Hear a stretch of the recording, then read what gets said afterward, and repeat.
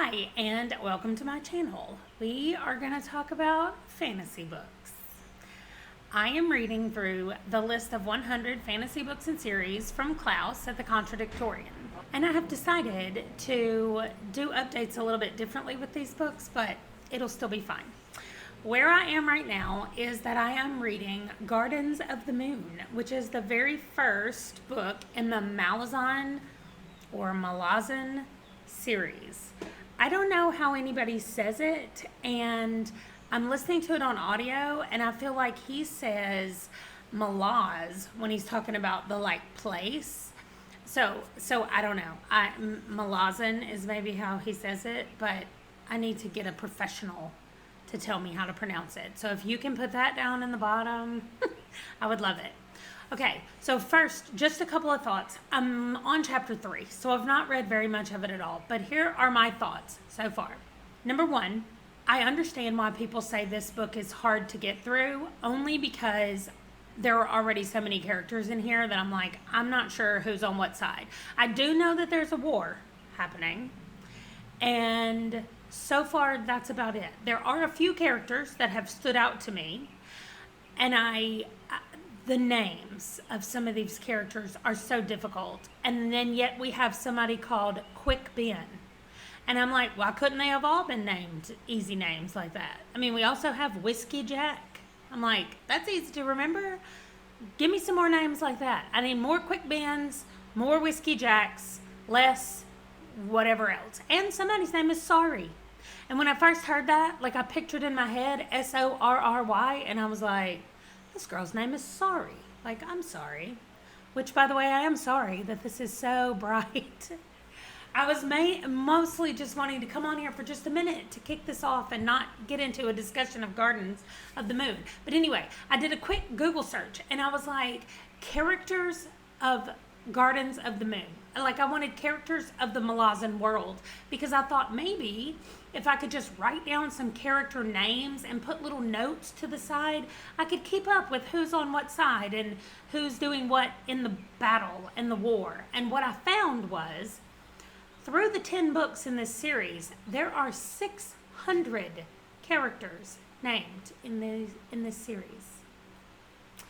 I'm not going to write down 600 names and start taking notes. So we're just going to see what happens and what I can remember when we get done with this book. We're going to see who stands out and who I know. And I do like that they keep calling somebody sorceress, but although I feel like there's more than one of those now.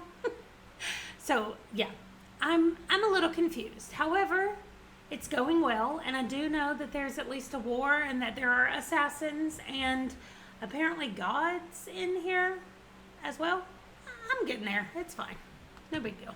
So I kept saying the whole time that I didn't understand why people kept saying, I'm reading the Malazan books, but never saying what they liked about them or even really what the books were about, and just saying that they were difficult to read or something. So anyway, first of all, I think the only reason that they're difficult to read is because there's just so many characters. We're just introduced to so many characters. And while that was confusing at the beginning to me, especially because in the first chapter we meet a lot of people and they're doing stuff, and then in chapter 2 it's completely different people. So I was like, wait, why did we do that? There are some things from the beginning that come back in the end, but I think if you just read it for what it is, when you're I feel like at the middle-ish stage, between the beginning and the middle, you don't need to spend a ton of time going, oh wait, who is this person? And flipping back and forth in your book or whatever. Because by the time you get to about 60 to 70% of the way finished with the book, you will start to know who's in what group and where that group is. Now, I will also say, as far as characters go, when you finish reading the first book, I'm going to link a website down below, and it's from Tor.com. They're a publishing company, and it is called A Beginner's Guide to Malazan Characters, Gardens of the Moon, specifically. And then I think they have one also for the next book, which is Dead House Gates. But this kind of breaks down the different groups, like the Malazans, and then it's got the different mercenary groups, and then it's also got the wild cards, like the people who don't really fit into a group or a faction. And it breaks it down. And not only that, but the person who wrote the article is really funny. I wanted to read you about one of the characters. I'm not going to tell you which character it is just because I don't want to give anything away, but their description of this character says, assassin, member of the Guild of Assassin.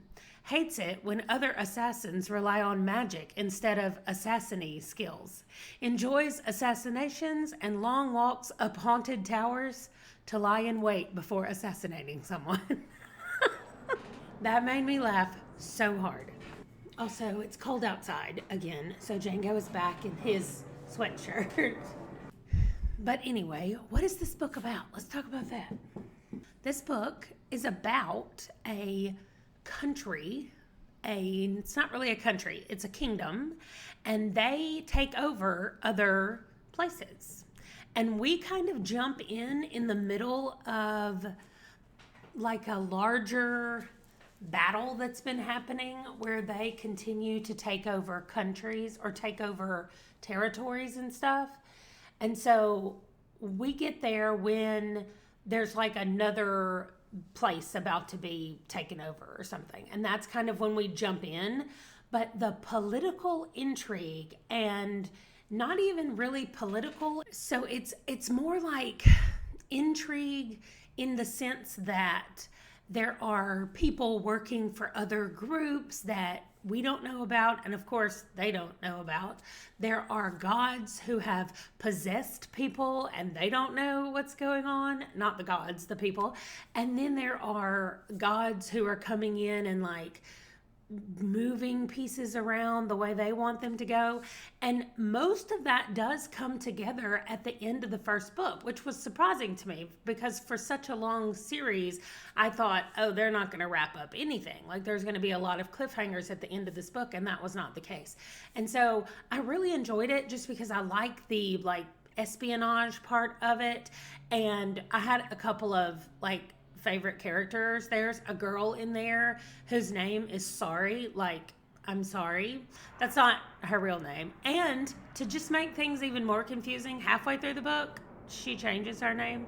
So we already have the difficult issue of there being too many characters, and on more than one occasion, characters change their name. So we meet this one character, and I'll just tell you because it doesn't matter, but his name is Crocus, and he is a thief. And so sometimes he will call him, as he's writing, he will say, the thief did da-da-da, and then sometimes he'll say, Crocus did da-da-da, which annoys me sometimes when I'm starting to get confused already about how many people are there at one point. And then when he refers to people by their names or by their jobs, he sometimes just says the assassin. And this book is filled up with assassins. So I will say that. It's just, I guess it's difficult to learn all the factions and who is a member of what faction. It didn't deter from me enjoying the book. And I will be going on to the second book, but I am not going to start it anytime soon. I'm going to put it in my want to read list, and when I get to it, I'll get to it. The last thing I want to talk about is my favorite character. His name is Kruppe, like, I don't know. It's Kruppe. Anyway, he refers to himself in the third person. And he's so funny. I listened to this on audio and I totally enjoyed the way the guy did all of the characters. I've heard that starting with book 3, it's a different narrator who's also great. But books 1 and 2, I really enjoyed this narrator. I know that he does books 1 and 2, and I really enjoyed him in book 1. But I do think that if you're just listening to this on audio, you're going to miss a ton of the like flip back potential. And so even if I could just get, if you are going to be reading this and you want to read it on audio, I would suggest that you either just get a library copy of the book, or maybe it's on Kindle at your library, like an ebook version, just so you have something to be able to flip back and reference sometimes, just because there are some things that happen at the beginning that they come back up again about 75 to 80% of the way through, and then you're going to be like, wait, was that the same person that did that thing?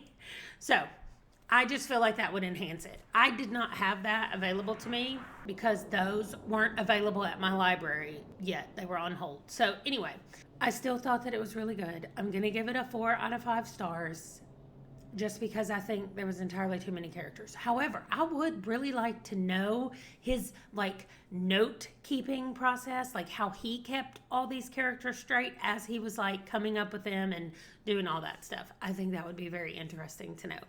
Anyway, that is Gardens of the Moon. And that is my first fantasy read. The next time you'll see me is probably when I start Best Served Cold by Joe Abercrombie.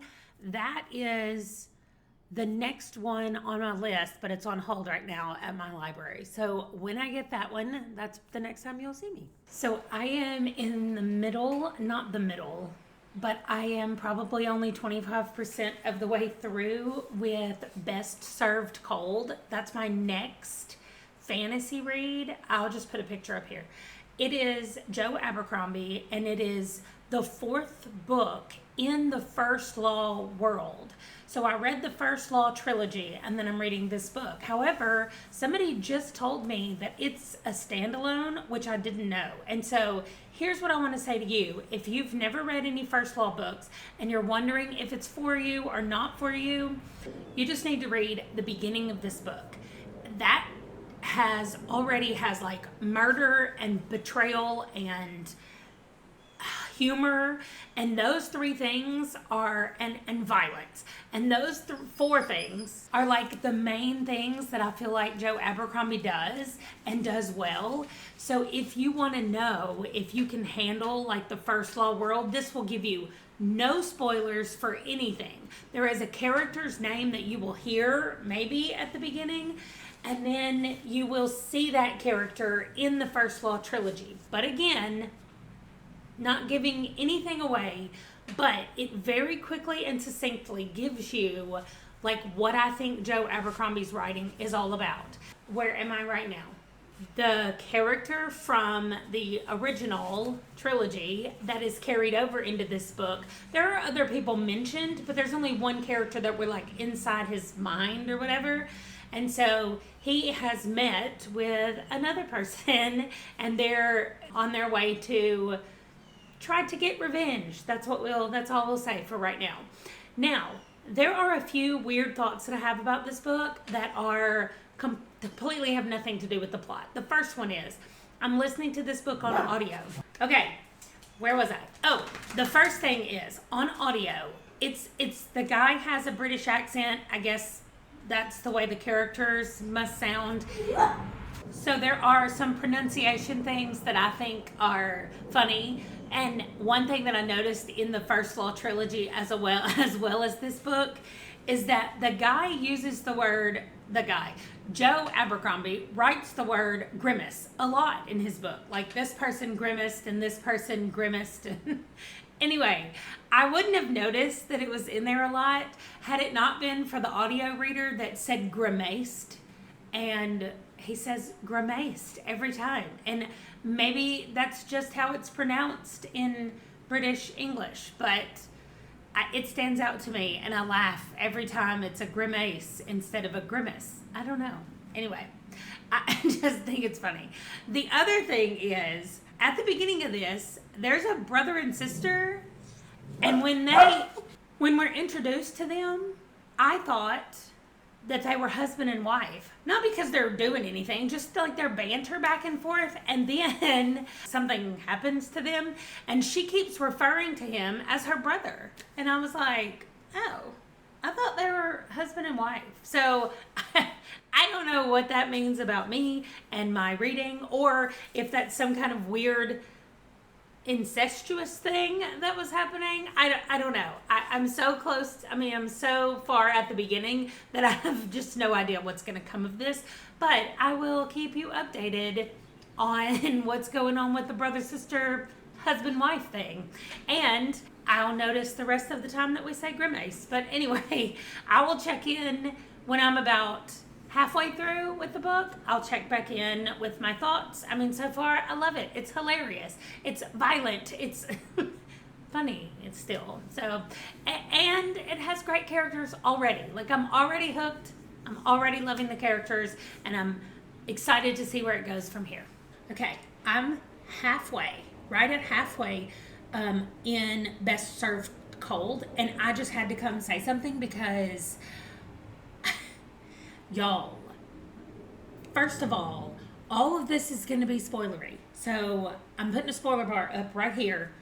Just skip forward to the non-spoilery part. Y'all, I'm so sad about Shivers. Like, I'm so sad about him. Like, I've been feeling bad about him this whole book because he just wants to be a good man. But he's not making great choices. However, the woman who, like, cut his eyeball face, like, first of all, how gross is that? She like burned it or something. Anyway, ugh, so gross.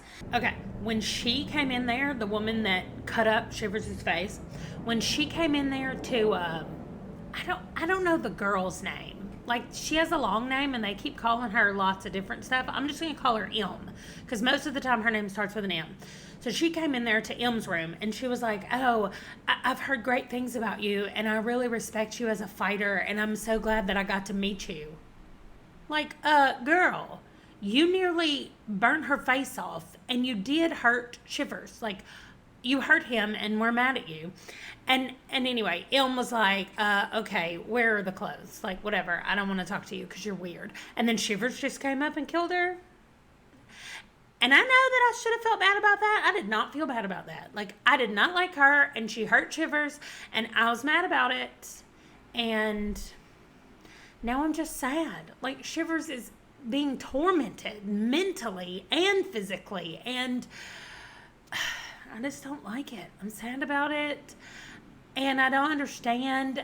I hope the whole point of this is going to be that M is going to realize that this revenge plot of hers, it doesn't make her feel better. Like, she already realized it when she killed the first person and she was like, well, that didn't bring my brother back and I don't really feel any better.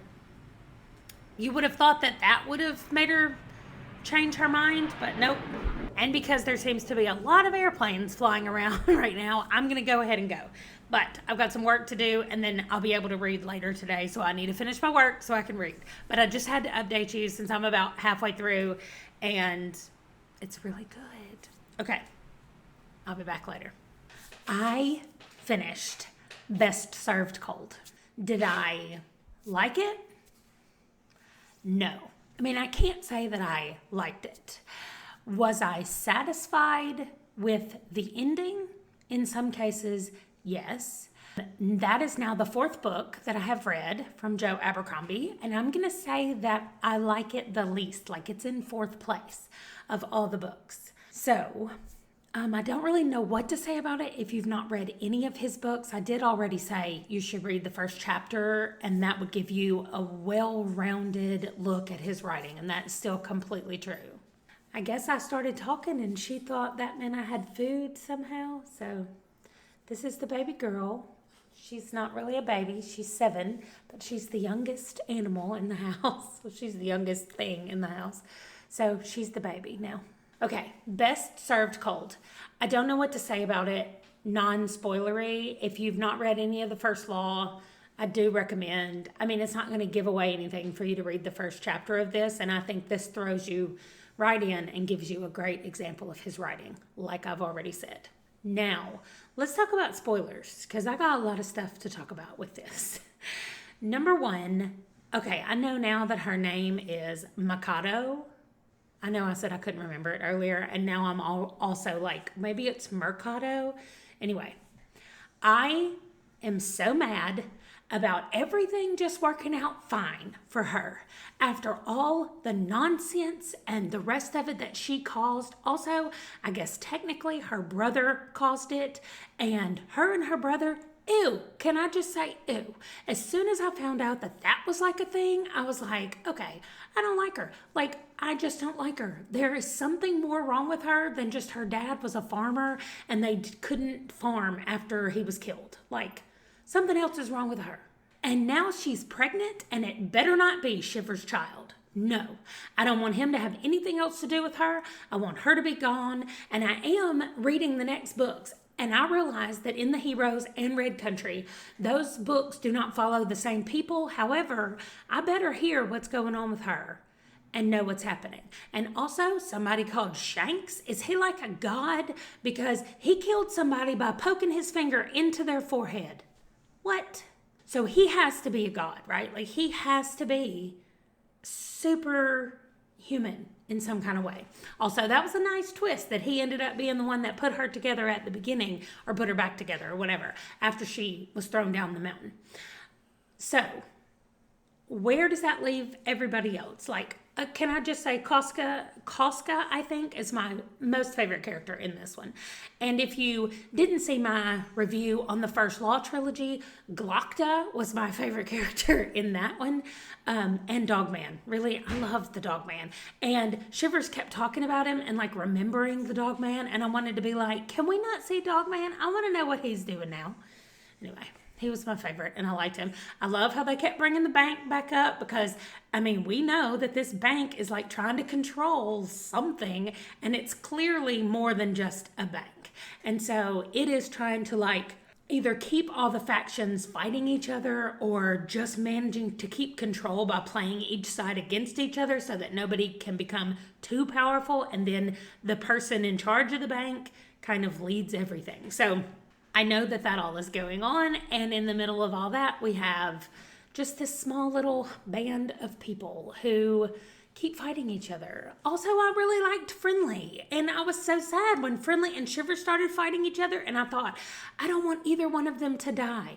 I loved so much all the counting that Friendly did. It just made me laugh every time, and they would be like, there's a lot of people down there. He's like, 57,000 people. Like, he just knew exactly everything. It made me laugh so hard.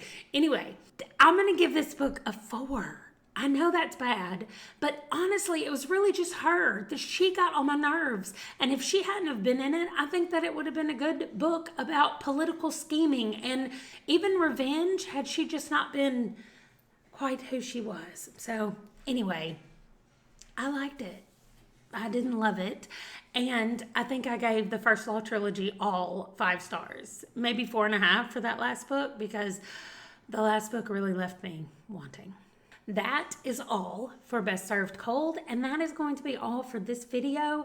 I do have 2 more fantasy books that will be coming up soon. One is the first book in the Wheel of Time series, which I don't know the name of right now, and the other one is The Return of the King by J.R.R. Tolkien. So those, I'm finishing one trilogy and beginning a very long, I think it's a really long series. So we'll see what I think about that one. But that will be coming up in my next video. So thank you for watching this. I would like to know if you've read either of these books and what your thoughts are about them. Did you agree with me on some things? Did you disagree with me? I want to know. So I'll see you in my next video. Bye.